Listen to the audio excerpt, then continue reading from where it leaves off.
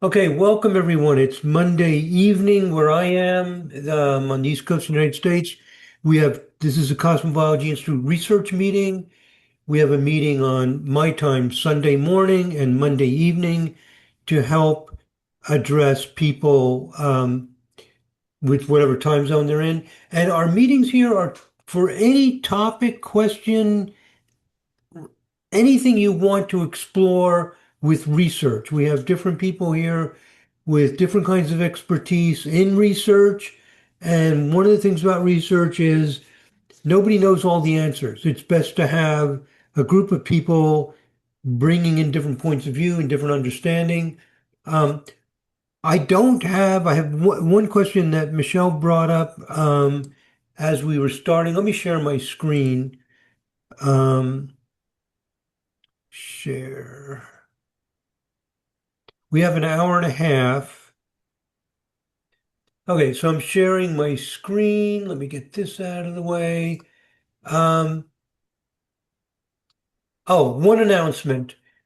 On June 20th, that was a week ago, we had an event, a live event, and the event was I summarized all 14 presentations that were given at the Cosmic Discovery Conference, and that summary of those presentations um, is available to the public. So if you go to youtube.com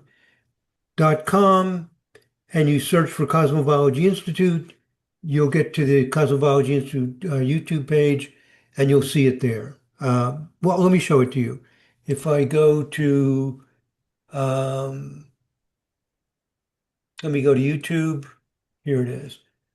I'm at YouTube, and if I search for Cosmobiology Institute, it'll bring up some things by Cosmobiology Institute. Then if you click on this little link, and then you'll get to the Cosmobiology Institute page, and it's under public presentations. It's the first one, Breakthroughs in Astrology Research in 2026.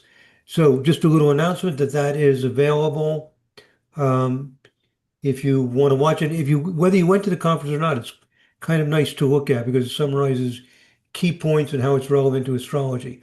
Okay, I have just one question so far. And it's not directly related to research. I can try to work it into a research framework, which is, let me go back to my Word document. The question about using energy positively. Um, I mean, this does relate to research in the sense that with almost any theory in astrology, there's the idea that people use energy differently. So we most astrologers would say there's not just one way that a planetary configuration manifests. So I would say almost all astrologers say that a planetary configuration can manifest in different ways. Positive, negative, also more than one positive, more than one negative way. So that makes research a little complicated. It's not a one-to-one correspondence. Most astrologers would say it's a one-to-many correspondence. And that makes the research more difficult because if you're, um, let's say you're researching an astrological configuration, suppose it's Venus trine Mars. Well, that could lead to a lot of different things. How do you phrase your research? How do you distinguish these things? Also, if you're looking at, say, a group of people or an event, an accident, people with a certain profession or a certain talent, there's different things that can contribute to it. Um, so that makes the research a little more challenging. One of the ideas of research is here's basically one way to look at it is can you find something that occurs more than by random chance? So if you're researching something like Venus trine Mars and you're thinking, oh, it could manifest in 5 or 6 ways or more, as long as whatever you're looking for occurs more than random, then you have made an important finding. Um, Christopher or Vincent or anybody else, do you have anything else you want to add to this challenge to research that most people would say we don't have a one-to-one correspondence, that an astrological variable is going to manifest as one particular thing? Do you have anything to add to that challenge to our research? It's kind of like a probability wave in quantum physics in many respects. It's when we're trying to figure out where an electron is. These days, the physicists will have a probability curve, which gives the probability that you find it over here or over there. And it's very similar in astrology. We believe that when a certain aspect occurs, that there's a variety of outcomes that are possible, but some of them are uh, presumed to be more probable than others. Uh, but oftentimes we can just pick out one of those things, which we think is going to be a very probable outcome in astrology, and research just that single outcome by itself. And if the aspect really is having that effect, and if you have enough data to look at, then usually you find a difference which is significant. And of course, if you have enough data to work with, you could go on to another possible outcome of that same aspect Right. and research it too to see if it also occurs more often than expected. Yeah. Yeah. So, yeah, I agree. And I think part of Michelle's question is directing people and encouraging them, but that's outside of the scope of what we're doing here, which is simply about research, not so much about consulting and directing. Michelle is a member of my YouTube channel. We discuss things like that there. Um, so I think we could pick up on that there. Um, okay, what Did you want other? me, excuse Yeah. me, did you want me to give my point of view on the same Well, I mean, question? if It's you going have to be something short. to add to it, I mean, I Yes, think it's going to be different. It's simpler. okay. What Christopher said was very interesting from a theoretical point of view, but in practice, I have a simple way of approaching that problem. Each astrological factor has several meanings. That's the problem. So if we consider many factors, it's a matter of looking at the intersection, set theory, intersection of a list of words or a list of meanings for connected to each factor to see where they converge. This is fundamental to my approach when I do multivariate research. Is it clear? You understand what I mean? Yes, if you're researching a behavior or a personality trait by looking at many factors that point to that, that is great help. If you're researching I mean, there's many kinds of research. If you're researching an astrological variable, I mean, you can research the astrological variable, like what does Venus trine Mars mean? You can research the outcome variable, like how did someone become a great piano player? Like what contributes to that? Mm-hmm. So if you're analyzing behavior or personality, yes, using many variables is a good way to get stronger, clearer, more precise results. So I'm glad you Yes. mentioned that. Yeah. Yeah, So that's a good point. you just look to what they share in common. So this Right, is the set theory intersection. right. Mhm. I like it. I see. I also want to mention that uh, I think we probably all agree that not only can a single astrological aspect result in many different possible outcomes, but you can take a single outcome like having an accident, and that often can have many different possible astrological correspondences. Just as you have an accident, it might be possibly related to an adverse transit from Mars or an adverse transit from Saturn or Chiron or Pluto, for example, so that one-to-many correspondence, it goes in both directions, I Hmm. believe. Yeah, that's a good point. Yeah, and these are problems that they deal with in many, many, many fields, in genetics and, et cetera, et cetera. So, yeah, um, yeah, it's just part of the reality. It doesn't stop us from doing the research. Yeah, it Mhm.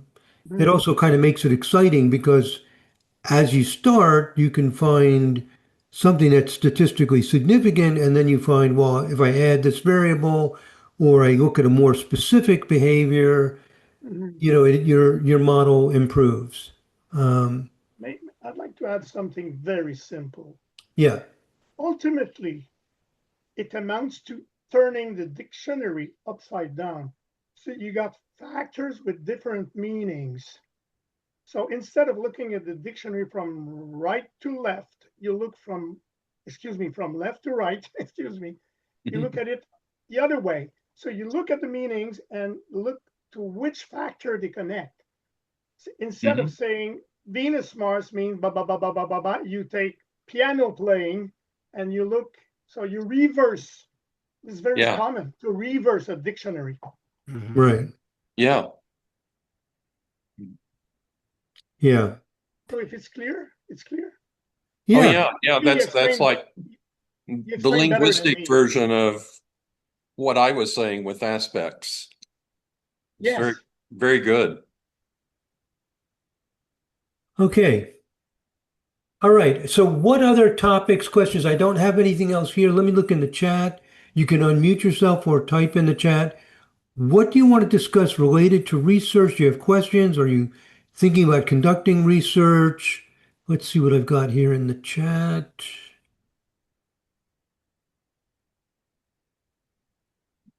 Um, okay. I don't see anything. Some discussion about. Okay. So Kai sharing a resource. This is just something being shared. What is this for, Kai? I'm clicking on it. G-Power software. Oh, the That's G-Power it. software. Yeah, very good. Yeah, this is great. It's in the chat is the link to it. This is free software that lets you know what power you have in a test, um, and then you can adjust various parameters, like how many people you're studying, and see how the power changes. Power is an extremely important part of research. Power means the ability of your test to find something that's there. So let's say that accidents occur when transiting Mars, is square the sun or moon or Mercury. Suppose that's a fact. That's an external fact. It's there. Maybe it's a little hard to find because maybe it's not most accidents, but it is more than random. So one of the ideas of research is there's objective truths out there. If I drop an apple, it falls to the ground. Like the idea is that astrology works. There's something astrological going on. What is the ability of my research to find it? And it depends on how big the effect size is, etc.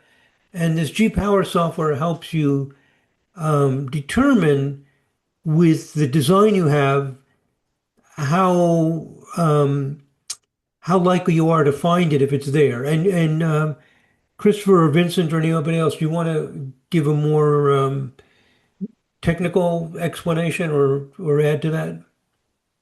Well, I can add a little bit. The one of the nice things about G-Power software is it gives you the option for many statistical tests of computing either an a priori uh, analysis or post hoc analysis. If you're designing an experiment and you have the luxury of including as much data as you want, then you can do an a priori analysis to see how much data you need in order to reach that threshold of 80% that is usually recommended for the power of any statistical test you do.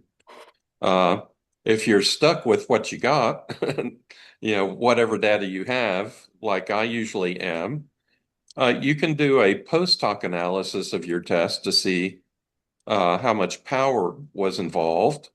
And G-power, when you do that post hoc analysis, it actually gives you some nice graphs, which if you study them enough, it kind of explains how they go about computing, figuring out the power of the test you just did. It's kind of hard to explain without the graphs to look at, but it's nice that they give them. And also, let's suppose you're doing something like you believe that the mean of something, the average of something, is different from zero. And you get a mean, which is certainly different from zero, but you don't have a lot of data. You do a test, and you just don't have enough data or enough power to distinguish whatever value you got for that mean from zero. And you do a post hoc analysis of the power of your test, and the power is pretty low. You can kind of go back, still doing a post hoc analysis of power. You can go back and just simply increase the number you put in for your sample size. And if everything else stayed the same, you can figure out also from that how big, how much data you need in order to show that that value you got is indeed different from zero. So that's kind of nice. Another thing G-Power does is there's some tests where you have to compute the values of some parameters, various things which you don't usually use in order to compute the power, but quite often G-Power has some buttons you can click on which show you how to compute that value that you need to complete the test, and 9 times out of 10, it will compute it for you. So it's a very nice free software tool for computing power for a lot of the most widely used statistical tests. There are also packages in R, another free program for data analysis. There are packages in R that you can load into that program, which can also be used to find the power of a variety of tests, but I haven't gotten around to exploring those in any great detail yet. And But let me just add a few things for those who are new to a lot of this terminology. Post hoc means something you do after you do the research, right, Christopher? So if yeah, I conduct research and I say that I think that planets above the horizon are going to make you extroverted, and I have some psychological test that tells me how extroverted, and my test it doesn't work. I don't get statistical significance. Well, that doesn't mean that planets above the horizon don't make not extroverted. Maybe your research design is not sensitive enough to find it. yeah, So what the power is wonderful because the power is telling you how good is your instrument for finding it. So if I do this research and the people with planets above the horizon do score slightly higher, but it's nowhere near p less than 0.05. Maybe it's p equals 2.5 or something. It's not even close. You don't have to jump to the conclusion that, oh, it doesn't work. You can dig deeper. One thing you can do is run a program like G-Power. And if it says that your power is only say 15%, it means you have only a 15% chance of finding it if it's true. You don't have enough data or other things, the effect size, to find it. So a lot of times we don't find things because the power of our test is not set. It's like an instrument that it's like looking through a telescope and it's too blurry. Doesn't mean there's nothing out there, but your instrument is too blurry. So, and you can do power, analysis before you do the research. Like one of the research projects done in the Cosmic Discovery Conference by Alexi Borealis, he researched primary directions, and he ran a power test before he started the data, and he found that he needed 400 cases in order to reach the 0.80 power. 0.80 is often used because that means you have an 80% chance of finding it. If you try to go to 98%, you have to have like a huge, it gets unreasonable to get beyond that sometimes. Um, Yeah. but he found that, yeah, I can do 400, and so it was smart that he did that because if he would have done 200 or 250 or whatever off the top of his head seems like enough, he actually wouldn't have had the power that he needs. And then if you do a post hoc analysis, it can be even more precise as to how how much power you have. So power is a big deal because it tells you how good your instrument, your test is to find something. Yeah, the power tells you the probability that you'll find a significant result when one actually exists. Right. And if I do a test uh, and the results are not significant, but if the power is below 50%, then I know the odds were stacked against me from the beginning. Right. And so I don't see the test as having failed. I see it as being inconclusive.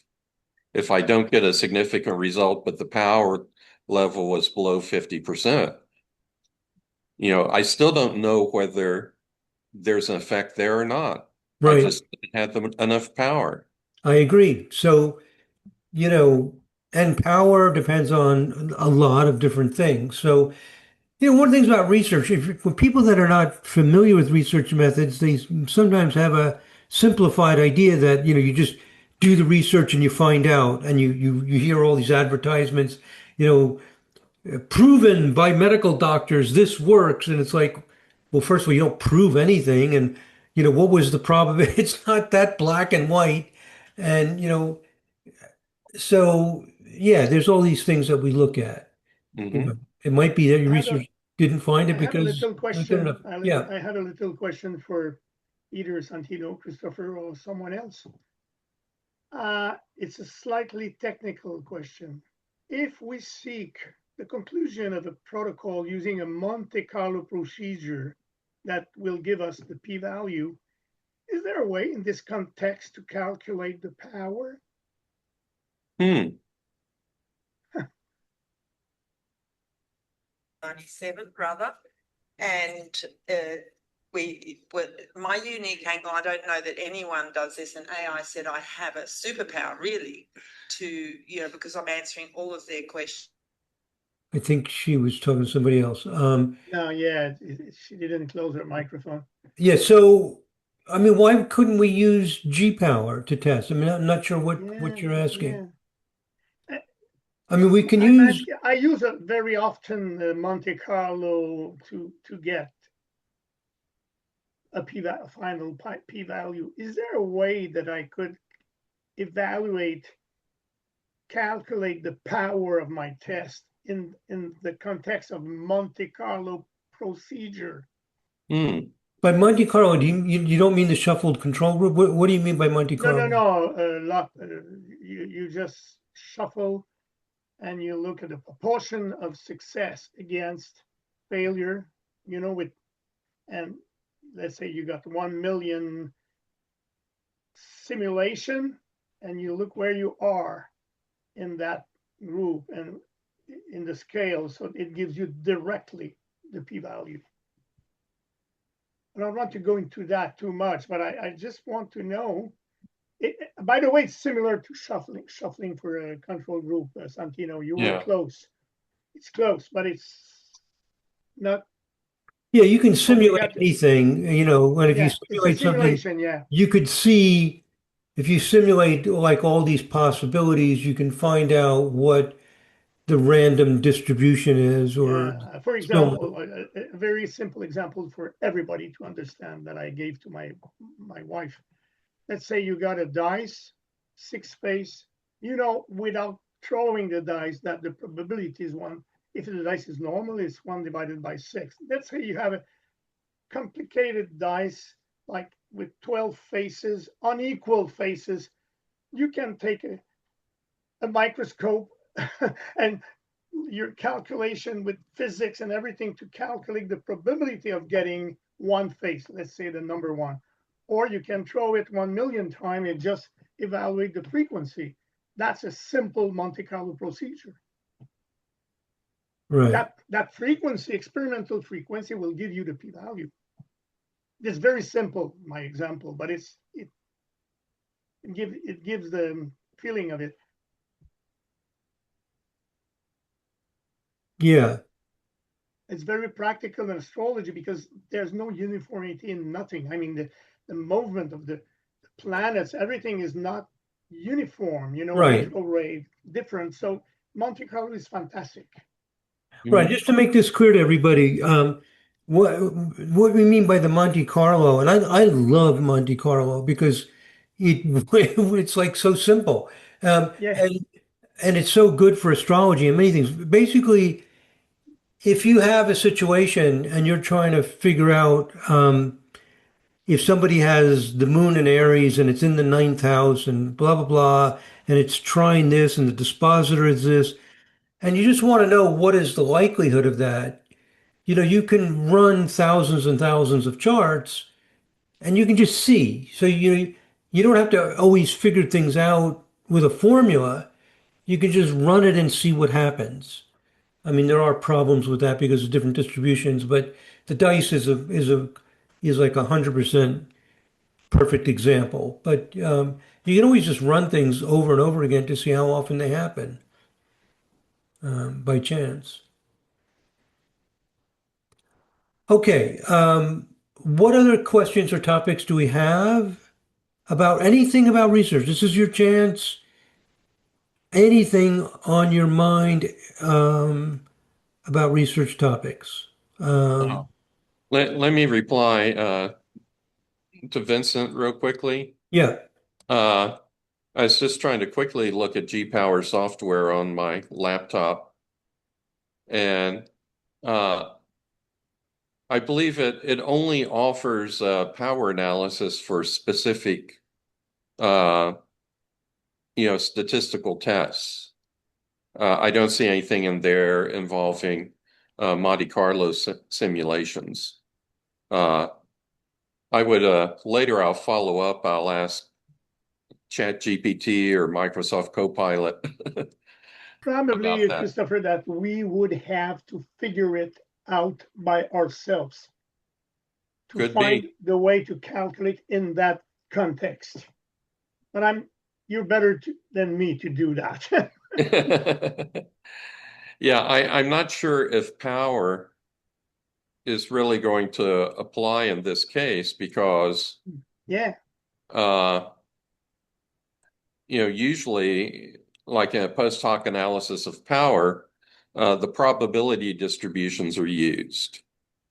So you're looking at overlapping distributions, and one may be a normal distribution or a t distribution or a lopsided chi-square distribution. But with Monte Carlo simulations, we're computing probabilities experimentally, and we don't have an underlying distribution usually that we're working with. I apologize for that question because we're losing maybe many people. I feel a bit lost also. So maybe we should switch back to something Yeah, simpler. I like the question though, because it's something I never thought about. Yeah, it's challenging for you. Yeah, right. Yeah, and I have no idea. That's a Christopher question. It's good to have things that'll keep you up all night. Yeah, That's why I keep my phone open for Googling terms here. yeah, yeah. That's a PhD mathematics question. Okay. You guys must have some topic, something you want to talk about related to research, a question, an issue, anything. I can tell you some things we've been discussing lately with research methods. Um, if you don't have anything, I'll just start blathering about things on my mind. That's dangerous because, Only if it's being recorded. yeah. It is. Um, Maybe I can talk of since I came back from Nashville. I'm working on probably the best research in my life, and it's promising. Maybe I can just explain in a few minutes what I do. It's about rectification method, but that you can test. But maybe it's not too technical, but maybe it's not the place to do that. You decide. I was talking with somebody today about that very topic, rectification. Oh wow. okay, so rectification. Why don't you tell us the basic concept? You want to see if certain techniques are able to actually correctly rectify a chart. Is that your research question, It's more Vincent? specific. It's more specific. We know that rectifying by event in the life, it's a kind of reverse engineering. You have predictive technique, you got events, and now you take a certain amount of events and you reverse the predictive technique to see what would be the best per time to predict this set of events. So that's very difficult and it's very hard to test because you're normally people say we are in the dark. We shoot a target that we don't see, but this is not true. If you want to test it in research, you don't do it with people you don't know the time because you don't have any way to check your answer. So you take very, very accurate charts like AA, royalty, for instance. You avoid 0, 0 time, like 1, 2, 3, because you know it's heavily rounded. So this is your target, but it's not, but this is fuzzy target.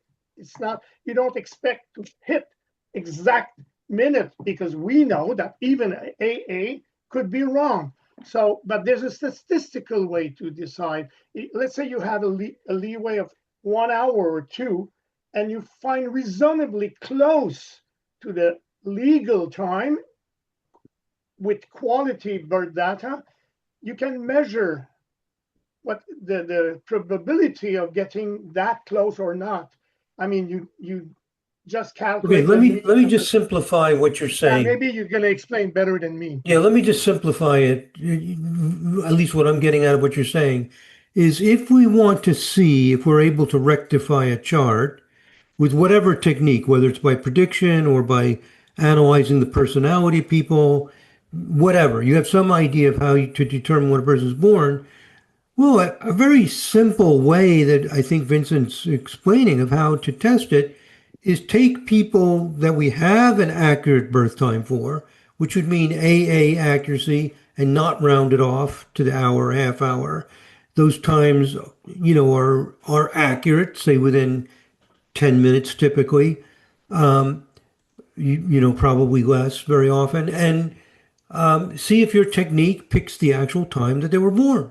So I Or love it. I mean, close. it's Yeah, it's exactly, it's perfect what you said. I would add not right on the target, but reasonably close to it. And you can measure that reasonably close well, with let me make that statistics. make that clear Yeah, explain also. that better than me. Yeah, because there is no exact target. Times are measured to 1 minute. They're not measured to the second. So birth times are Mhm. typically rounded off to the minute. So randomly, you're going to come up with a time somewhere across 24 hours. If you use a rectification procedure and it's coming within 15 minutes of the recorded birth time, you can compare that to random, it's going to be hugely statistically significant. So it's like a Yeah, bullseye. Can you get within those inner rings close to the bullseye? Then obviously that's much better than shooting randomly, whatever, exactly. you're not even going to hit. So yeah, so, The most important thing you said is you compare it to random. So right, let's say you rectify within 1 hour. If you want to compare it with random, you can randomize your results. You got time, you got a technique. You look at the results that gives you distance. So you just move the results randomly with a Monte Carlo analysis, and you compare the average of your results against the full average when everything's shuffled. Maybe you explain better than me. You understand what I mean, I'm sure. yeah, I mean, I don't think we need to get that technical. You need a control group, and you just see if the experimental group does better than the control group. But your control group is made of exactly of what you've done. I mean, you got, let's say, 40 subjects.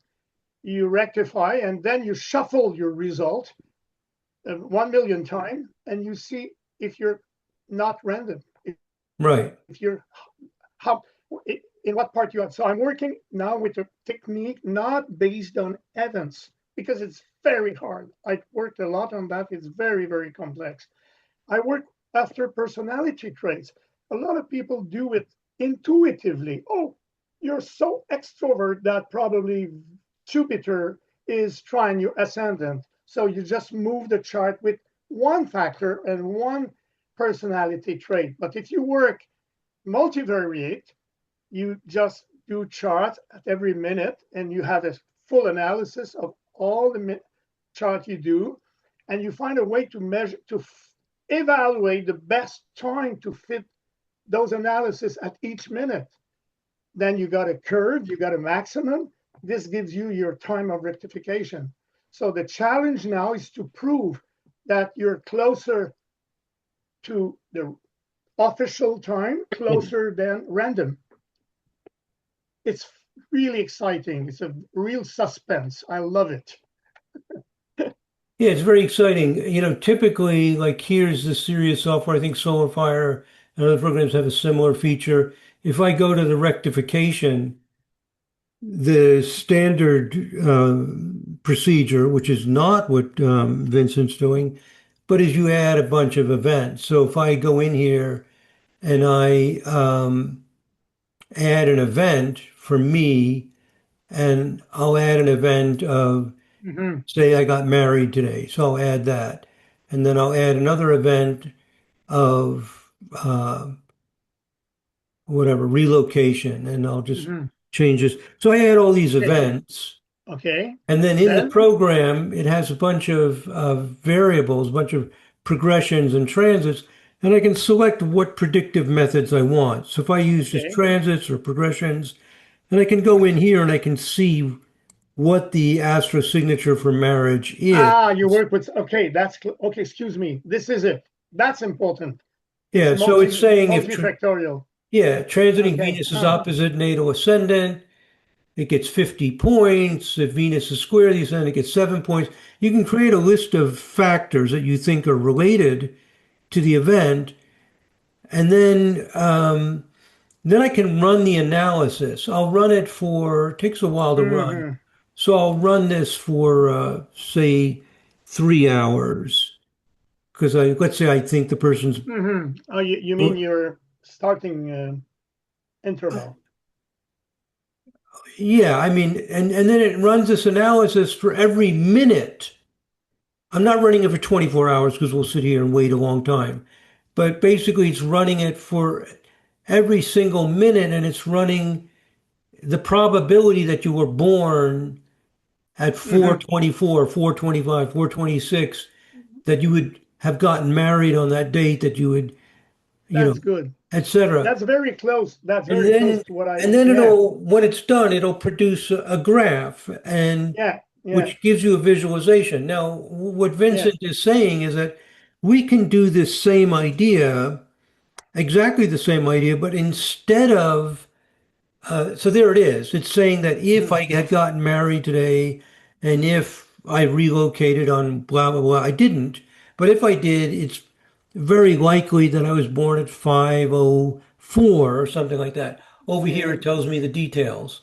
So So it now you got peaked. a procedure to test it with what we've discussed. Yeah, so if we just So take somebody like I do you have can test AA, it. Yeah, sure. I do have AA data.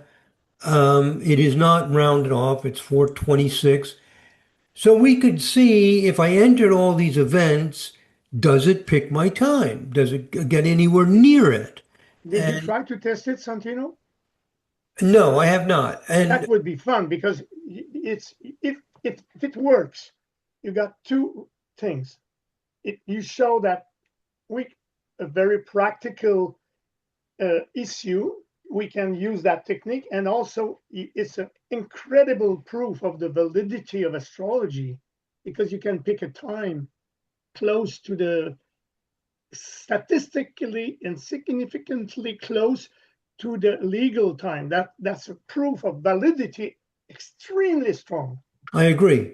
I agree. If somebody did the research, which is what Vincent's doing now, based on personality rather than events, but however you do it, if you're able to find the time that the person was born better than random, you can repeat that research over and over.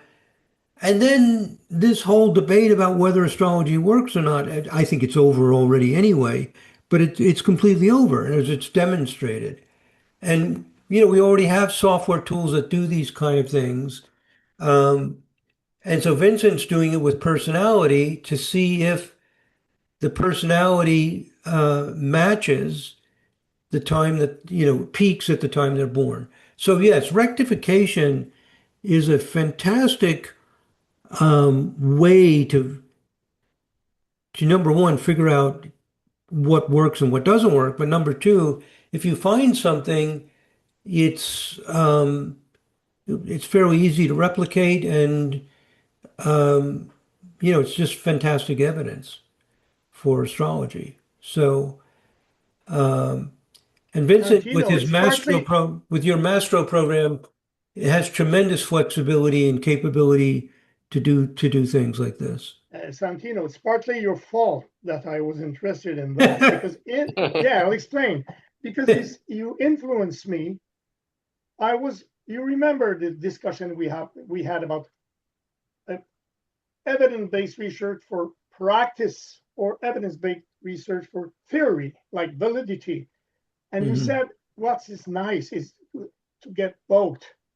So I Mm. said, okay, that research is something you can apply, but it's also something you can use to validate astrology on a theoretical basis. So you were the cause, you, I'm a you troublemaker. Yeah, influenced me to do that. yeah, yeah. Because the reason, if you find something, there's two issues with the research. One is, did you find something?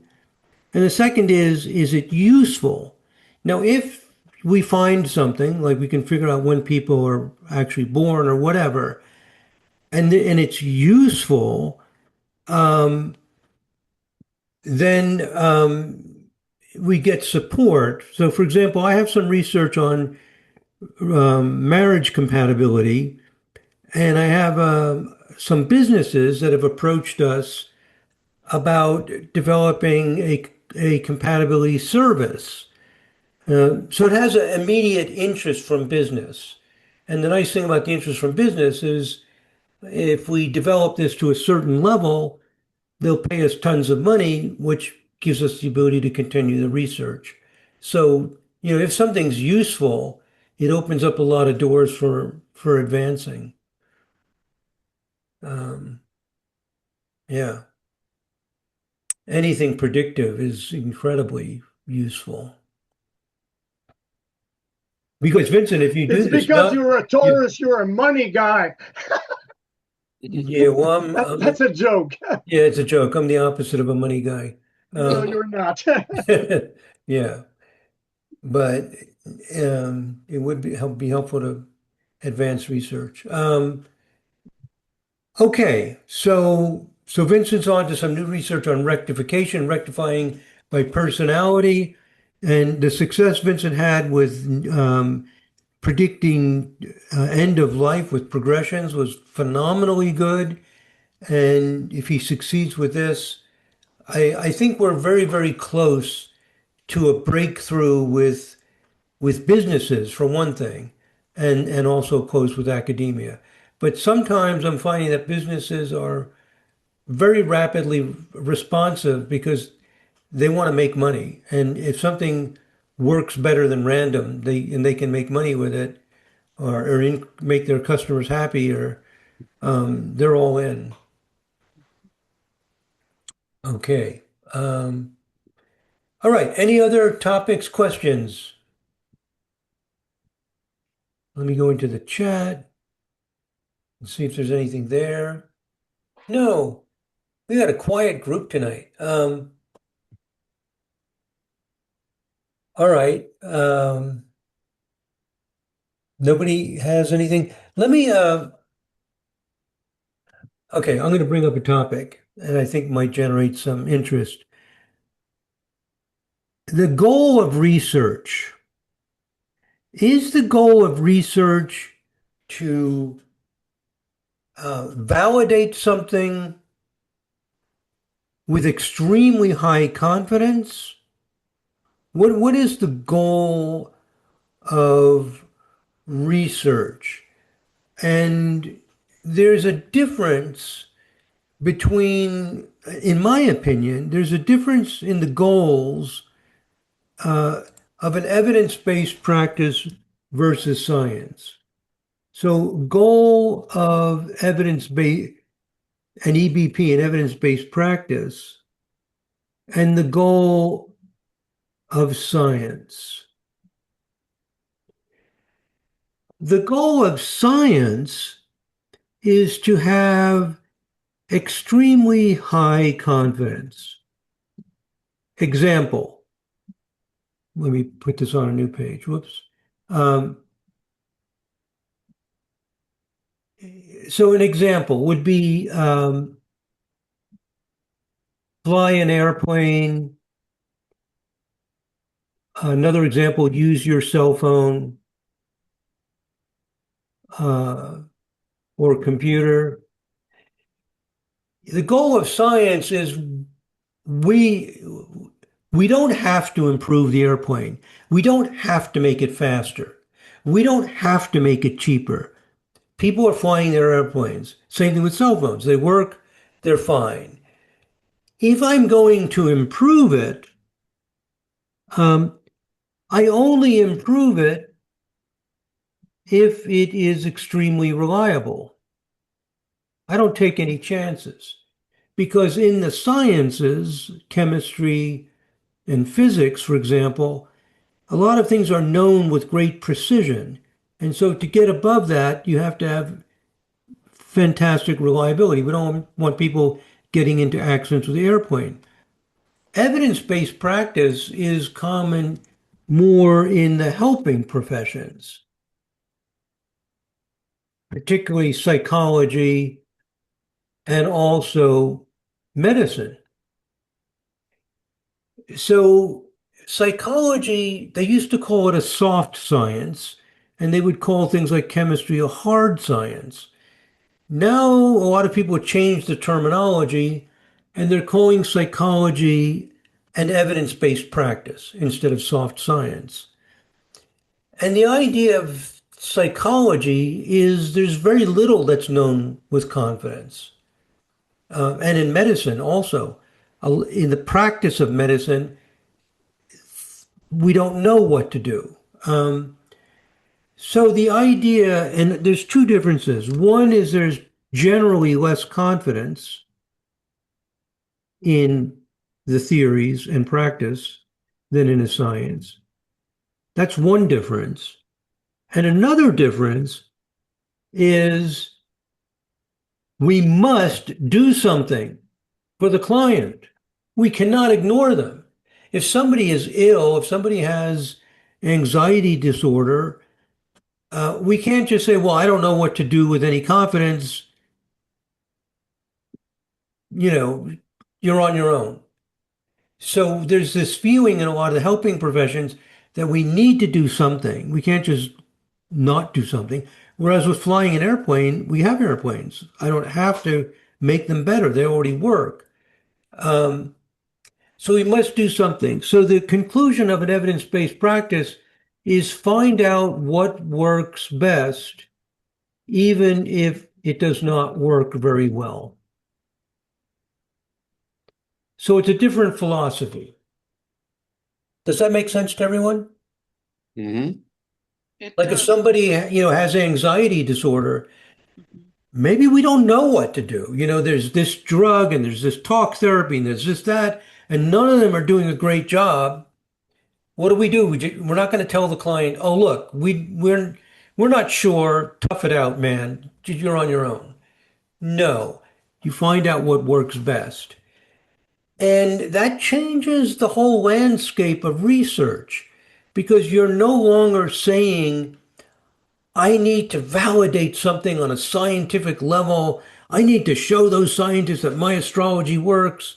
No, you're just going to say, do I have more evidence for Placidus houses versus, say, whole sign houses? Um, do I have evidence of what Aries means, of what Taurus means? What is the best evidence? And if you're using the best evidence criterion, it opens up a lot of doors for research because you can do research that does not give high confidence, like a lot of different kinds of qualitative studies, and they improve our knowledge a little bit. They improve our confidence a little bit, and a little bit of improvement is meaningful. So here's an example. I did qualitative research on zodiac signs. In a science, my qualitative research is not worth paying any attention to. It's like it's not trustworthy. In an evidence-based practice, it's hugely important because it gives um, some confidence that was not there before. Not a huge amount of confidence, but any improvement is better than no improvement. And one of the things that I'm interested in developing in the global research community is to encourage people to do research that not necessarily is totally mind-blowingly convincing, but if it improves our confidence a little bit, it's useful. Does that make sense? Hmm. It makes sense to me Yeah. in a way, in because, well, science is like, it's like a huge stone cut idol for people.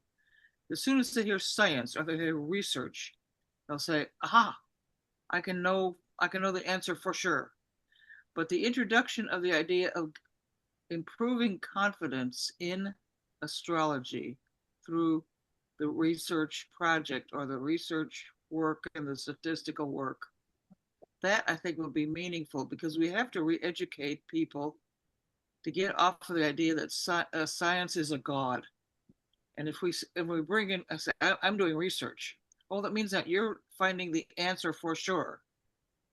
And evidence-based practice helps them to start understanding that science is a process of understanding nature with more confidence, or seeing patterns, seeing reliability of patterns, seeing repeatability of patterns, finding out where those places are and measuring them somehow and illustrating them. But, Yeah, beautifully, beautifully stated, Vicky. is That's that what you're exactly right. getting at? Yeah, Yeah, yeah, yeah. It's like you're talking, it's crazy. I was thinking the other day,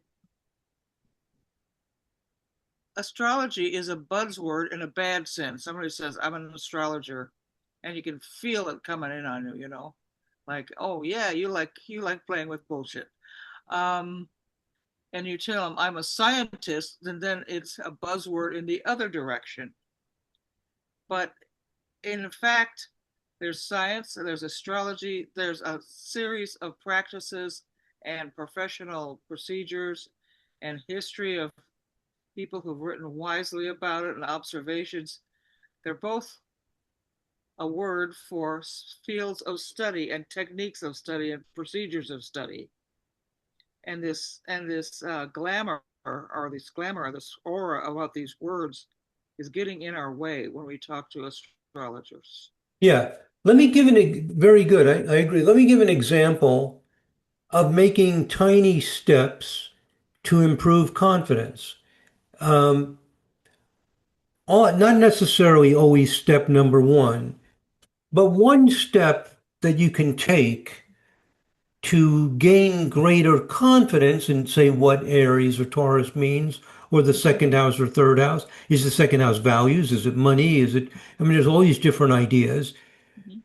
One thing you can do to gain greater confidence is to remove selection bias.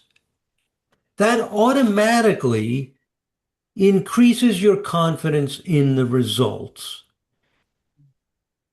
Selection bias is removed or minimized, maybe not completely removed, but greatly reduced and essentially removed by you not selecting who you're analyzing. As long as you're selecting the chart you're analyzing, you've picked them out. Oh, here's this famous person, here's this client. It's like whoever came off the top of your head or for whatever reason. That, from a modern research methods viewpoint, is close to useless in terms of giving confidence. It gives you confidence, but it's not a shared confidence. It's your internal compass. It's not something that I'm going to get excited about because you internally get excited about it. But what you can do is you can select the charts in a database. So the databases are massively important. One of the goals that I have for Cosmobiology Institute is to make a large database similar to AstroDataBank free for everyone to use. AstroDataBank is not free for everyone to use openly and to share. You can go through an agreement process that use it for your own use, blah, blah, blah. But we need data. We need large amounts of data and freely available, ready to download and use any way you want to. The Glaucoin data, which is huge, includes marriage data, illnesses, famous people, all kinds of stuff. It's freely available. It can be downloaded from a website. It's included in some software. So there are some huge databases that are available. If you go to a database and you randomly select from the database, or you use all the data in some category in the database, you removed your selection bias. Now, you have not necessarily there are other issues. There's the issue of whether your sample reflects a population. I can talk about that. And that's another issue, and it doesn't necessarily solve that problem. But I think the more critical, overwhelmingly important problem, more than that, is selection bias. Because obviously, if I say to you anything, about a political opinion or whatever, and it's based on my personal perception of the people I want to select, obviously it's just my personal world.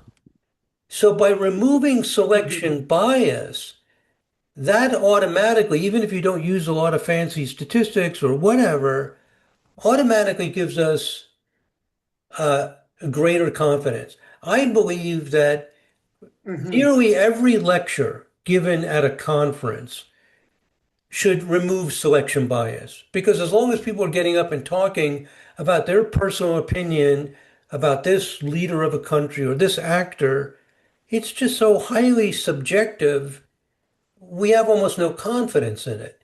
And so Can this I is a ask fairly a question? easy first step.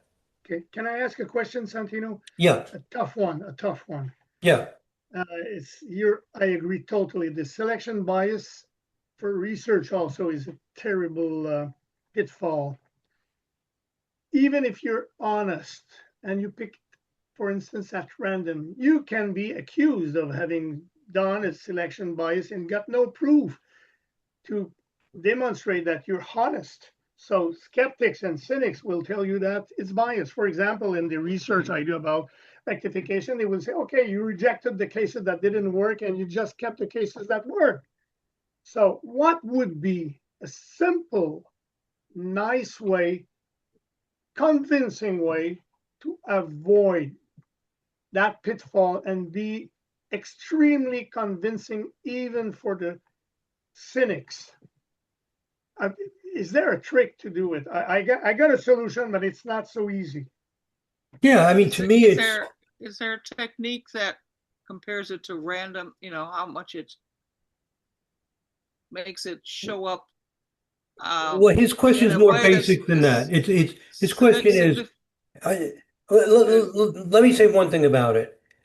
In your description of the research, any research, it's very important to explain the steps that you took in the research. In a typical academic journal, there's a section, an academic paper, there's usually a section called the procedure. And in the procedure, you simply state what you did. It's like saying, I got in my car, I went 3 blocks, I turned right at the first light, I did this, I went here, I did this. You don't explain why, you don't explain how, you don't explain anything. That's explained in other parts of the paper. But the idea of the procedure is that anybody can just blindly follow the steps of what you did. So it's very important when you specify the data you're going to analyze, exactly, precisely what did you do? But if I pick my data at random, I am in big trouble because there's no way I can prove I didn't make a selection bias. If you say that you ran a pseudo-random number generator using XYZ software, you use the basic language on a PC with version blah blah blah of some language, you have to specify the language you use, the tool you use, the procedures you use. You can't just say I randomly. You have to specify down. Even there, I'll Okay, be and if you challenged. specify all of those details, and it is in fact not biased, my personal opinion is it's not our job to talk to idiots. So, like if your job is to talk to idiots, good luck with anything. But what I have found is I get more positive response, I get more support, more enthusiasm from scientists than I do from astrologers. Because when I tell them I did this, I did this, I did this, I did this, 95% of them say, oh, well, your procedure's good. They don't argue with me because I laid it out very clearly. They're in your wheelhouse or you're in their wheelhouse. You're right. We're speaking the same language. Yeah. Yeah. So I personally don't have that problem. I have tons of problems with astrologers. They say, well, you can't use science, blah, blah, blah. They'll argue from kingdom come.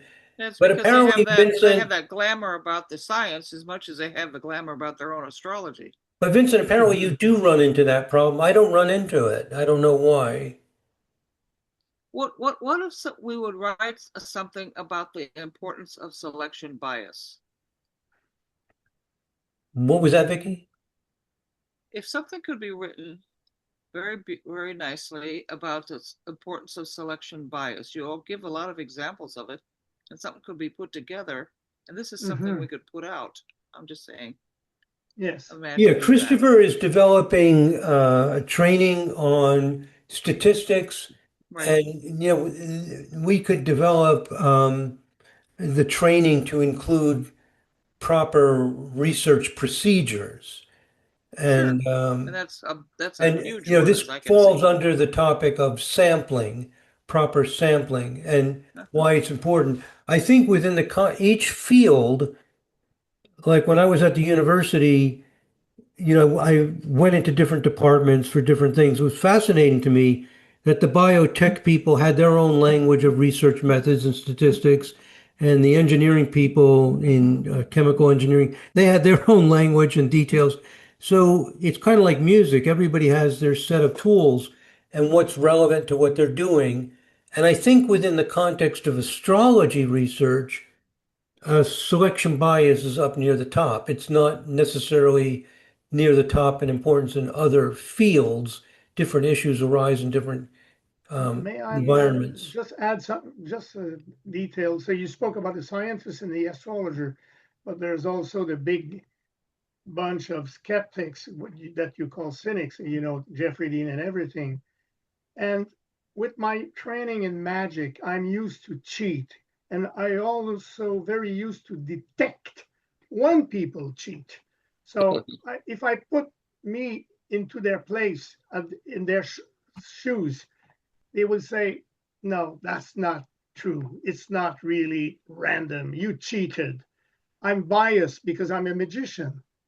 So I look for a procedure that would be extremely strong to, for instance, what I thought, we ask Time magazine man of the month or the year or the 100 personality of the 20th century. So this is fixed, observable, and you work with those, but it's very limited. I mean, only 100. But you know what I mean? It's something you cannot argue.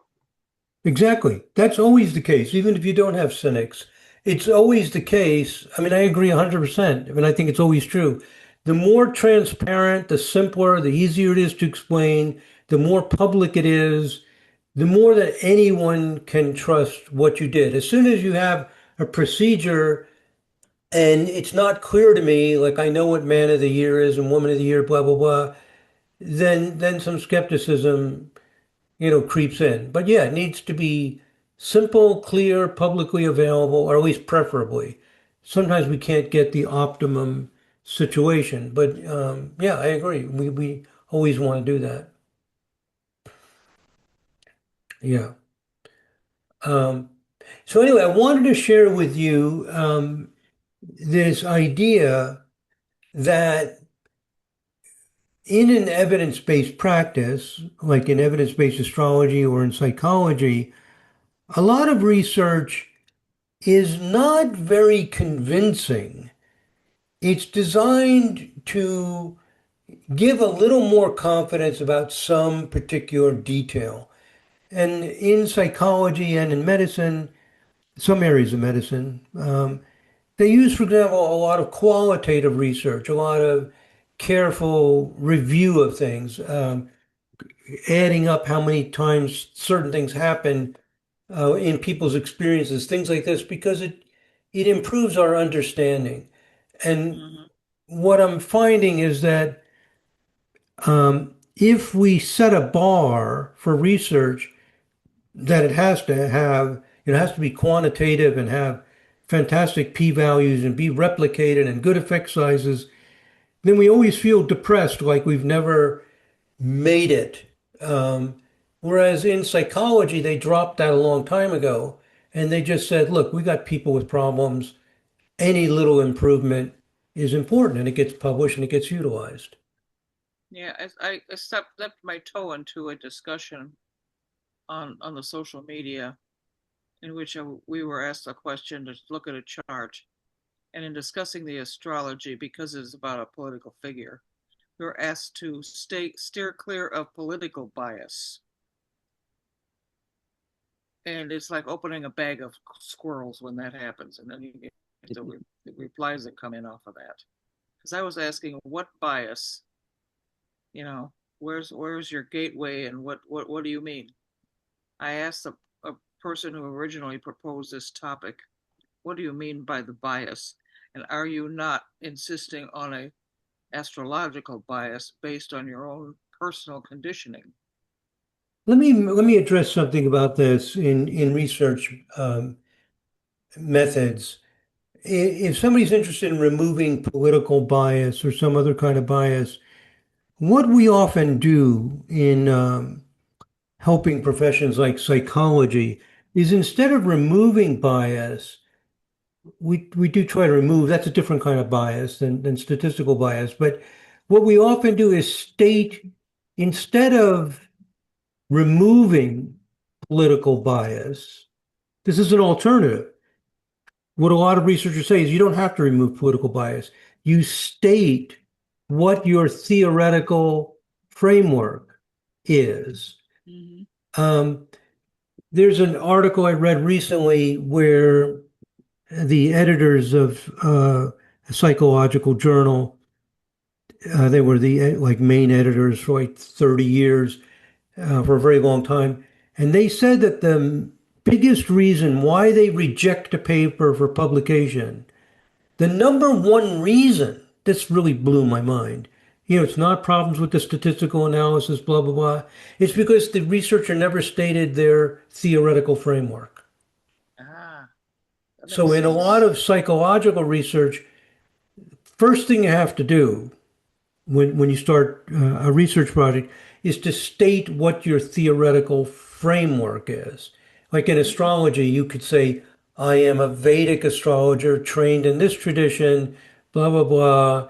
We believe that, there's no free will deciding X, Y, and Z, or, it's not a symbolic language, it operates this way.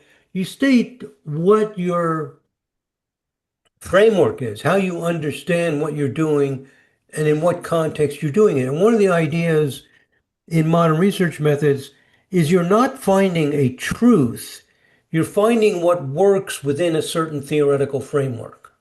Sure. It's like a game. This If I'm playing baseball, this is what happens. If I'm playing basketball, it's a whole different thing.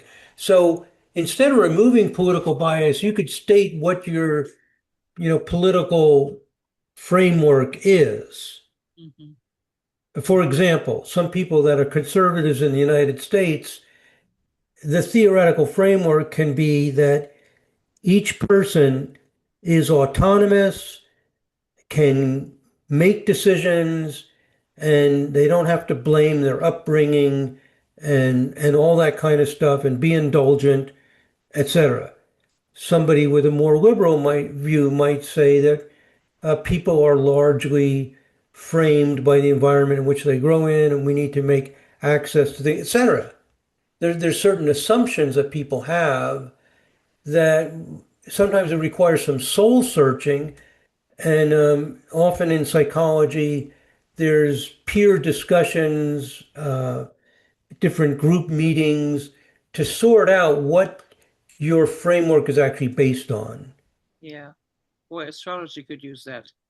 I This is very helpful to me. I'm going to give a talk on Zoom tomorrow night Okay. for Las Vegas NCGR chapter with Carol Demetrius.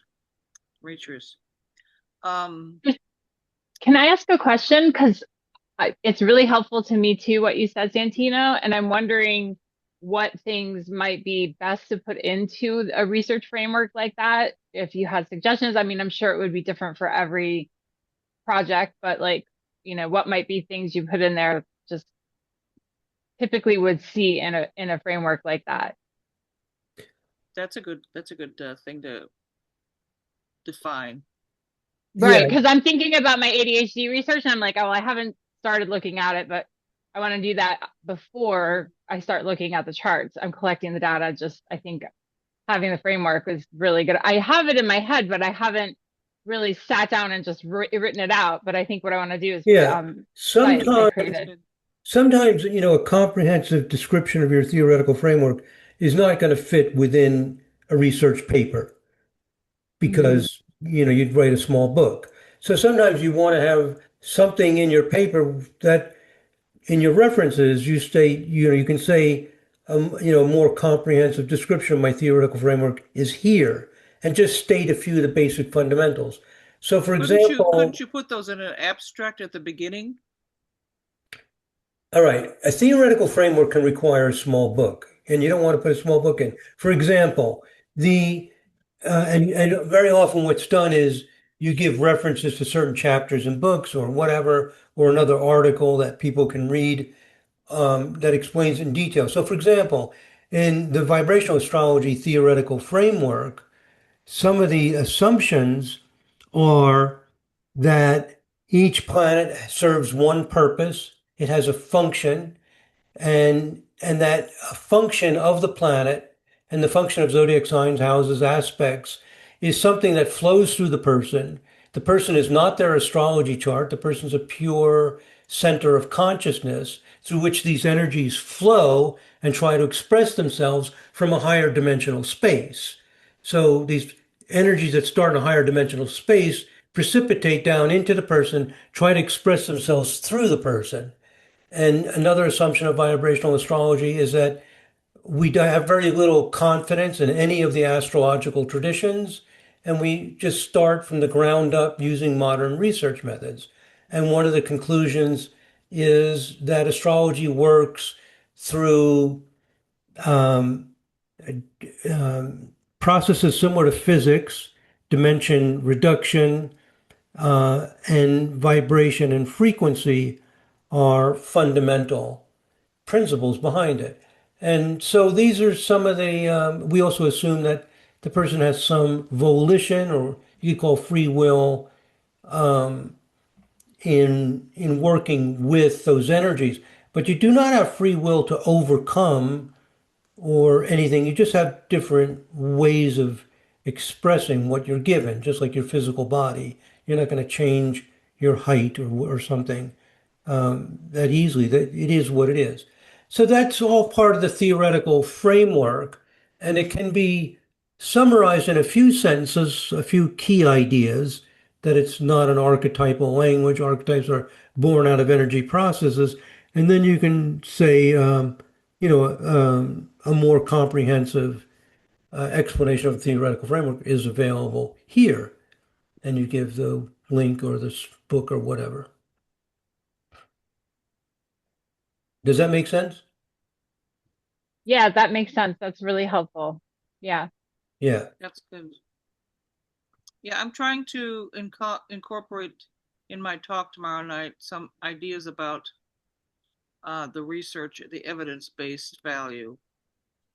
I'm doing it on the Venus. I did this talk on the online conference we had about the literature review on the cultural backgrounds of Venus all around the world and how people see it Hmm. based on their culture Right. in astrology. And I'm just trying to introduce the term confidence in astrology. I'm just sneaking it in.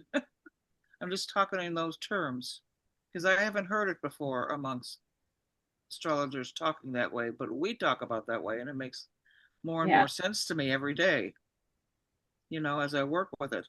And I'm just talking, and I can talk about my experience with that. I see that this is happening a lot, and you look at this, and we build confidence in astrology by doing research, period, and just leave it on the table.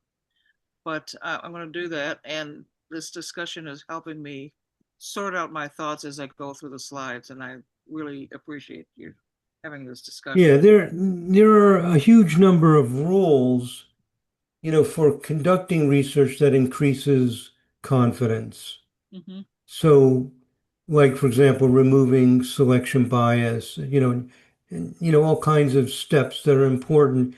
How, what we call a counterfactual. Typical counterfactual is a control group.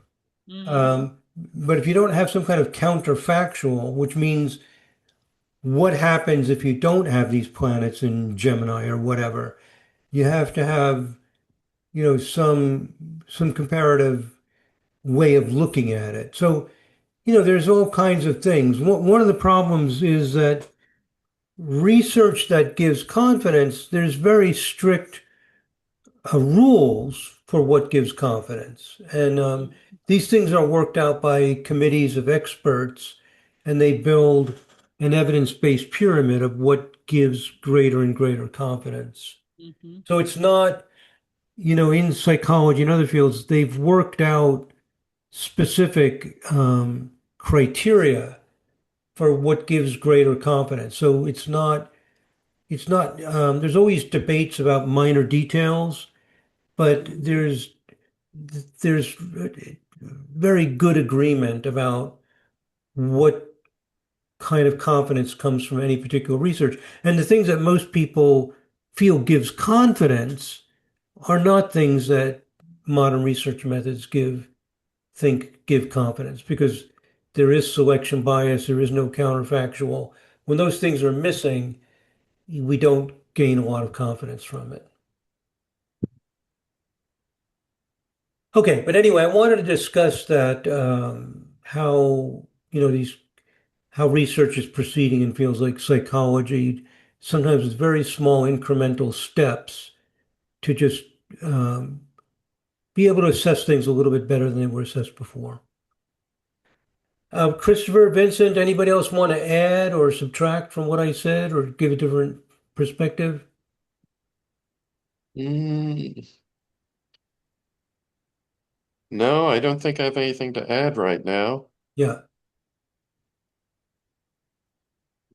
Okay. And because a lot of us in research, we're shooting for the stars. I mean, like, we're trying to get like Vincent's research, he's like, quantitative, very careful, and a lot of his research supersedes a lot of these little steps because he's just climbing the mountaintop to validating astrology at a very high level. But while that's going on, we still also need the little incremental steps because, a certain predictive method may work or this may work, but there's all these other issues and questions as well. And a little bit of clarity on those also helps. It's like one person can hit a home run out of the park, another person may be able to get a single and get to first base. If you can get to first base, that's good. That's better than going nowhere, which is what astrology is currently doing now. From the But viewpoint of the best modern part is that research it's methods, ongoing. astrology is just spinning around in circles, not going really anywhere. It's Well, I entertaining, think it's it's fun. always going forward in a progress, and that's what attracts me to it so much, Yeah. even in little steps. Okay. Well, anyway, so I shared that. We're at an hour and a half already. Oh my gosh. Is there Mhm. anything else? Anything come to mind? You guys are all pretty quiet tonight. Let me look at the chat. I hope this was interesting. Let me go in the chat and see if there's anything else here. Um, no, what a quiet evening. No thoughts, questions, topics? Oh, I did put in the chat for Vincent that I asked Microsoft Copilot if one can in statistics if one can find the power of a result found using Monte Carlo methods, and Microsoft Copilot said absolutely This is, it can be yeah, done. I And read I'll it have and I read it, Christopher. I was excited. It's exciting, but you're going to have to explain it to me. yeah I'll have to ask it follow-up questions, give Yeah. Copilot specific examples and say, how do I find the power in this Okay. case? Oh, Yeah. But I'll look into it some more. I could also mention, I think a lot of the criticisms that other people often make of astrological research, you could make those criticisms of a lot of the research out there, not just astrological. Yeah, They exactly. need to pick on themselves or clean up their own room before they criticize ours. At the same time, I think we need to move forward in terms of defining best practices and astrological research. So I think that's something we should all work more on this year. And I think as we develop, recommend best practices, that will can help improve quality of research and other places like correlation, for example. Hmm. Yeah. yeah. Yeah, very true. And by the way, on the subject of Jeffrey Dean and all the cynics of astrology, um, Ton Quick, who organized the meeting on June 20th, he invited the cynics, and quite a few of them were there. These are people who, most of them were astrologers at one time, and they've decided that astrology doesn't work. And they have at least, I think they have more influence on the public than astrologers do. And one of the reasons why it's widespread on Wikipedia and everywhere else that astrology is a pseudoscience is a lot of it's the work of these cynics, and they go through the research very carefully. Anyway, a lot of them were at the meeting, at least four or five of them were at the meeting on last week. And Ton emailed me this morning, and he said that they are impressed with what I shared, and they want to have more meetings, and they're open to the possibility that the latest research has made progress. So for the first time, we are starting to be able to talk to the cynics and share ideas. So they are now receptive. It's a huge, huge breakthrough. So this war between the cynics and the believers in research looks like it's coming to an end, the intensity of that war. Um, I have yeah, a funny comment. I think you're too nice when you call them the cynics, because if we refer to the philosophical tradition of cynics, those are people very honorable.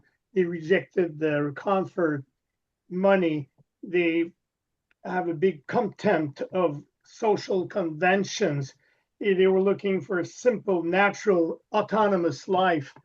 I would, so it's a big compliment to call them cynics. I mean, if you refer to the tradition, but you don't say that in the same meaning. But I would call them conformist denegators. Yeah. That is Or a weird word because it's cynic, a cynic. I know what you're saying, like the group of cynics were there was yeah, they were philosophers. They were where the yeah, Stoics got their ideas and changed into exactly. philosophy. So, that, but that's a compliment. I see what you're saying, but the word cynic is kind of like the way we're using it. So English Yeah, language skeptics. is strange.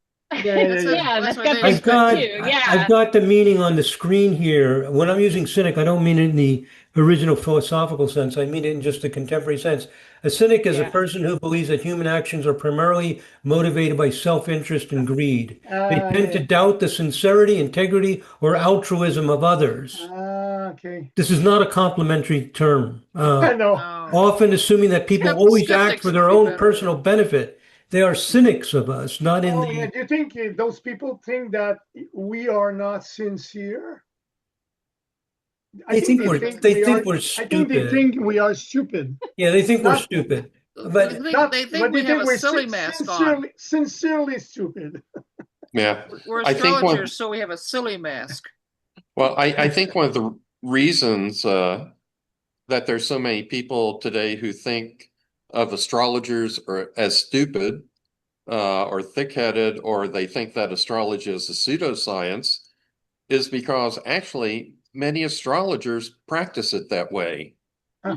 Yeah. They don't Same. engage in anything evidence-based. Uh, the way many astrologers function is everything is just anecdotal evidence, or uh, I'm looking at seventh harmonic. Seven means this in Mm-hmm. numerology, so that's what the harmonic must mean. Or, this asteroid was named after this mythological Mm-hmm. character, so automatically that asteroid must be all about whatever that mythological character is. Mm-hmm. So many astrologers do those things without any attempt to try and verify their conclusions. And Yeah. that is I what would. is making it look like a pseudoscience to so many people, I think. yeah, Yeah. I would add Wish we something had a different more. word. I think that, as Santino said, they were few of them, or a lot of them, were former astrologers. Like Jeffrey Dean was an astrologer, Yeah.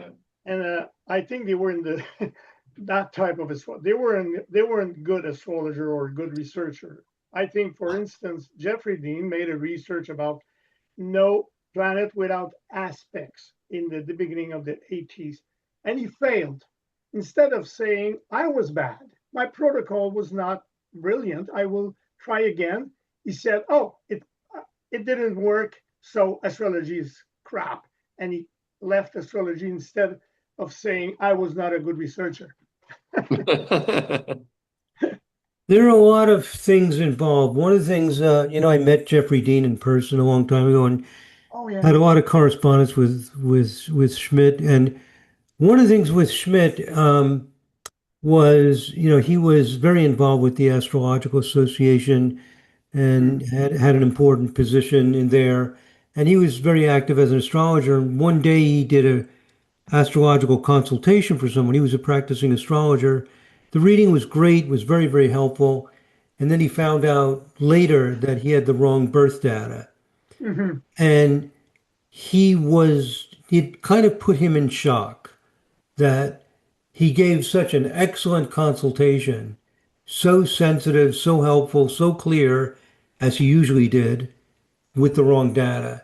And that was one of the things that sent him into confusion about what's going on. Yeah. So, yeah, So he there's different things. discovered that his way of practicing astrology was not proper, falsified. I don't know how to say that in English. Help me. Falsifiability principle. He was not respecting that. It's funny because it's exactly the reverse experience that convinced me to follow up. When I learned astrology, one night I had a chart of someone I knew who was supposed very, very aggressive person, and I found that the chart was telling he was smooth, and I didn't fall in the trap. I didn't fall in the trap. I said, "Wow, what's going on? I'm going to quit astrology. It doesn't work." Then I discovered I had the wrong year. So it's exactly the contrary of what that happened to me and convinced me to follow up. Right. There's a bias that astrologers have more than they know about the desire to tell the person what they want to hear. Yeah. Yeah. But one thing we should keep in mind is it appears that this extreme conflict between the cynics, or whatever you want to call them, and the people researching and supporting astrology through Correlation Journal, has definitely lessened starting last week. And Ton said they want to have more meetings and investigate the research. So, Great. Good news. I don't think we need to hold on to the idea that we're going to always be at war, because it looks like they are very impressed by the new research. I wouldn't, maybe not impressed, but let's just say that they are not totally dismissive of it. All the previous research they just dismissed out of hand. But now they're saying, well, I can't just dismiss this that quickly. Personally, Yeah. I wouldn't trust them. I think they are Trojan horses in our city. I wouldn't trust them. Okay. You're so funny.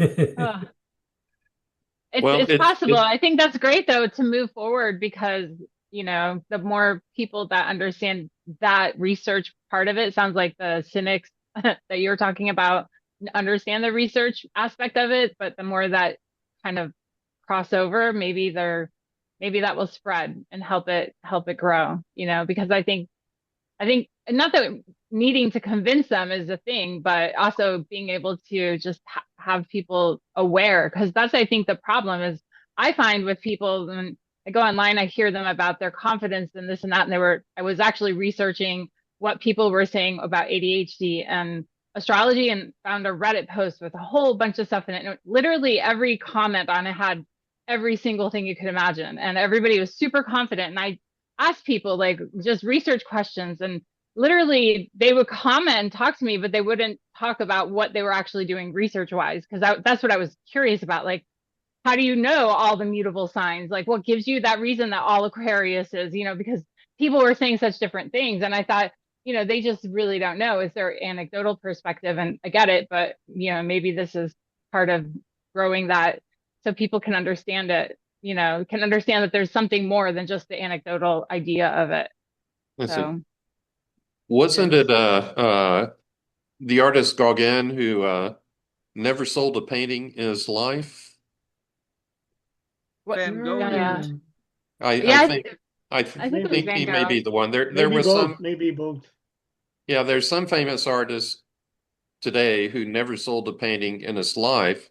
Hmm. And we have to be kind of like that artist. We have to stay true to our principles, Hmm. Yes. to Yeah. develop an evidence-based practice, to better and better research. And even if it's not appreciated in our lifetime, even if we have to wait for all the cynics to die, it will be there for future generations. Yeah. But I make a prediction. Mm. The skeptics who were there and they want to come to in a few months when they're going to destroy our work and demolish without bona fide, dishonestly, remember that the 29th of June, I said it would happen. Okay. I like you using the word skeptic. I think skeptic is a more accurate, I agree with you. fair term. I consider myself and a lot of people here that I respect as skeptics, honorable skeptics. I say it's the reason why I say conformist denegators. I don't know if it can be said in English. Denegators. Yeah. One of my sayings is I say that a lot of people think I believe in astrology, but that's not exactly true. What I No. believe in are the scientific and statistical methods that have verified many tenets of astrology. Right. It's the Oh, science behind it I have faith in and believe oh, in. excuse me. The word Well, is it's not always talked denegator. about It's as both an art the and a word is deniers. Oh, yeah. yeah. But Conformist it's an art and a deniers. science. Both there's an art there and there's a science there, and that's been talked about a lot. Yeah. Oh, There's a mantra, in graduate schools when people have to start writing their dissertations and stuff, that the goal is to improve understanding, improve knowledge. And I mean, there's many reasons why people do research, but for me, that's the basic thing. I mean, how people respond to it or what they think is, for me, is secondary. It's to advance understanding, mhm. right? Right. Use it for Great way to that. put it. Yeah, that's You a good use way to it put for it. that to make connections and to make better relations. To improve our understanding. The painter who never sold a painting, they say he actually sold one painting, was Van Gogh. That's Yeah. right. Oh, That's what I thought That's it what I thought. was. He sold one. Yeah. Yeah. Even with Yeah. his brothers helping, he didn't sell many Yeah, his paintings. brother mhm. was It was his helping like sister-in-law, I think. crazy. Yeah. Yeah. She's the one who made him famous, like his sister-in-law, I think after he passed away. That was a Right. story I remember. Yeah. Right. That's Right. what, otherwise we would have never even probably seen his work. Everybody We knows would his never have paintings. seen what he did. Right. Amazing. Well, let's hope that doesn't happen to any of us. We're gonna we're gonna keep going, hopefully, and in our lifetime see some Well, results. We keep have putting seen it out results. there. I mean, Exactly. we since we're finding out whether we know what we're talking about or not, we have the perfect right to say it just as loud as anybody else. Yeah. Good way to look at it. That's our business to figure out if we really know what we're talking about. That's what we're trying to do with it. Yeah. And I don't worry about the cynics like Jeffrey Dean or some others out there. It's the younger generation You're right. that I feel like I'm doing The these younger things for. Oh, You know, they the know younger they cynics or no, older no, people? no. I mean, it's Oh, you know, people my age, if they're cynical, they're just sort of set in that, and most of them won't change. So there's no point in trying to change them. yeah. It's the people coming up Oh yeah, Mhm. that you're wanting that to help influence will them, be teach more them. open to evidence and will judge you more based on the evidence than on their personal biases. That But the makes sense problem is too. that if those young people go to Wikipedia to read about astrology, they're going to read a full, Pseudoscience, yeah. it's going to Yeah. be very, very dismissive because they got the power. Hmm. hmm that's the sad part. That's why I mean I really wish we had some other word to use than I know evidence-based astrology is another term, but the idea of it, it's just it's too bad it gets mushed together with people that are doing like psychic type readings, but looking at a chart at the same time because you see that all the time. Well, at Oh, one use point, this and that, or yeah, they just don't know. It's not, they're not even using rules. It's just they're using whatever comes in their brain. It's too much you see of that. yeah. At one point, I thought that maybe if someone is doing astrology and combining it with principles of science, that maybe they could call themselves an astrophysicist. Yeah, Yeah, Unfortunately, I think that term's already been it's taken. been It's already taken. I think taken. so. We might get confused. Yeah. There's a very good one. Scientists, Is right? It's a very good one. Is Michio Kiko, Mhm. astrophysicist. Now he's very metaphysical. Oh, yeah. Mm. I like his work very much. On the subject of people of different ages, the great physicist Max Planck uh, is famous for saying this humorous thing that the intellectual changes in physics happen when the older people die. Yeah. Physics changes Uh, one death at a time. Yeah, physics changes one death at a time. So, would you agree with me about that mix of astrology and psychic reading that I'm going to be a bit harsh? Do you agree? Would you agree with me that Jeffrey Cornelius has done a lot of harm to astrology?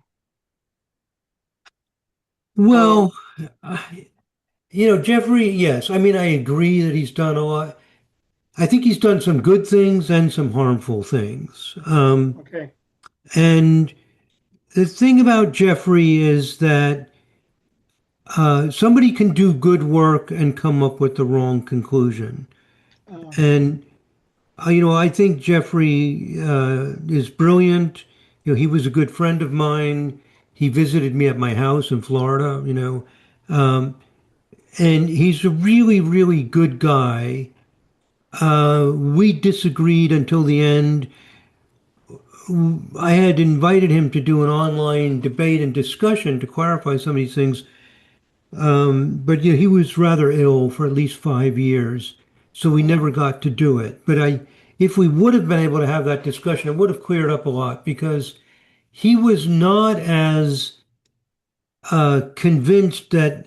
Well, he even says in the beginning of his book that he's not saying that all astrology will always be divination.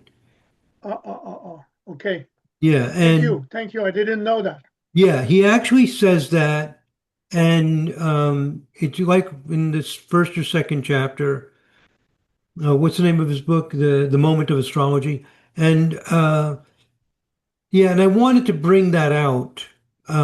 He said that astrology is divination, but that's what people are doing, but that does not preclude the possibility of an astrology that's Mhm. not divination. And he refers to the work of several people that he thinks could break astrology into something that's not divination. So, um, it's yeah, Dr. interesting. Ryan? I don't know if this is act directly from him, but I asked ChatGPT about him, and he said it says Cornelius style divinatory astrology asks, "What is the meaning of this moment?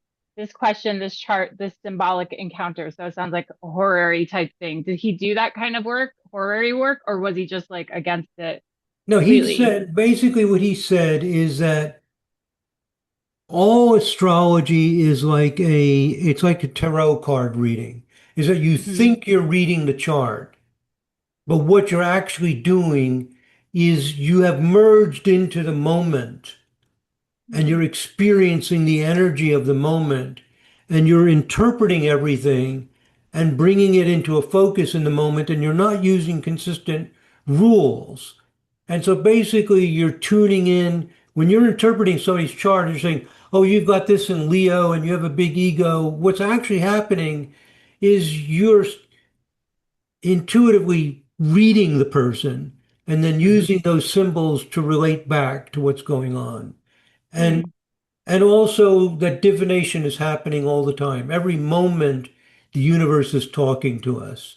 So when you're no matter what you're doing, the universe is, you might say, magically talking to us and We're all revealing. SpongeBob. Yeah. So it was not Interesting. just horror. You just said that the whole process is divinatory. Interesting. Yeah. Hmm. Yeah, I know when I'm described as a psychic, I go, oh God, I know some horrible psychics. I can't be that. And as opposed to what? How do I know if I'm not a psychic or am I I mean, psychic? What isn't does that mean? everyone a little psychic? I think we're all intuitive in a way that we don't even know. We're all on the It's like spectrum somewhere. yeah, Absolutely. like I don't think anyone's just psychic. I think it's just a reading of the patterns of the motions. I don't know how to explain it other than that. I don't know. Learning how to notice it and just Yeah, it's like a subtle being knowing or feeling of learning, something you see. Yeah, I think it is. expanding our ability to notice these things. Here's my take on how everyone is a channel, an incredible psychic channel, because you can talk. When you talk, you do not logically plan everything you're going to say ahead of time. You just start talking and the words follow each other. Mhm. So we're all psychically channeled True. all the time just by the fact that we talk. Because there's no logical preparation. We just begin talking. All of us. We're all channeling psychically, or we couldn't talk. That's my view. That's a cool way to look at it, really. Yeah, Mhm. that's What's interesting. amazing, to me, what's phenomenal is not psychic. What's phenomenal to me is that logic, mathematics can do anything. That's the mystery to me. It The truly the is the magic magic language. of the moment and the mystery of infinity to me is obvious. And like that's not even that interesting. What's interesting and curious to me is that anything can be defined at all.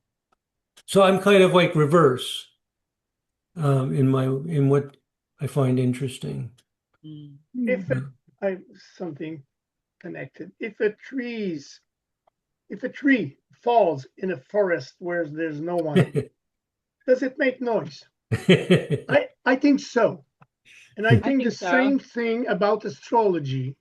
Astrology doesn't need astrologer to work. I Right. agree. Yeah. We see that all over the place, right? When you look backwards, and you look at history and when things that happen to you, you don't know that, you might not know that you're going through some transit, but then you look back and you're like, oh, wow, that's interesting. Like we're constantly doing that. So All this in that time, sense, the trees are loud, falling trees. we're trying to figure out if it's huge and big or small, and all the time we were just mediums. Mhm. All Yeah. this time we're just psychic, right? Victoria, that's true also. Yeah. I don't deny that there's an intuitive part extremely important in the astrological practice, but I say there's something else also. Mhm. Mhm. I see I'm a with you. variation of what you said, Vincent, is uh, if a man is in a forest by himself and he says something and there's no woman around, is he still wrong?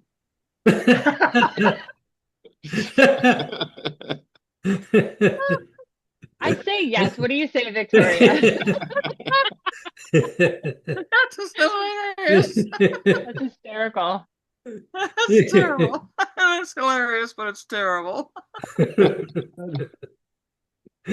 That can get you in a lot of trouble I'm for I'm And gonna so leave you because I'm gonna be wrong with my wife.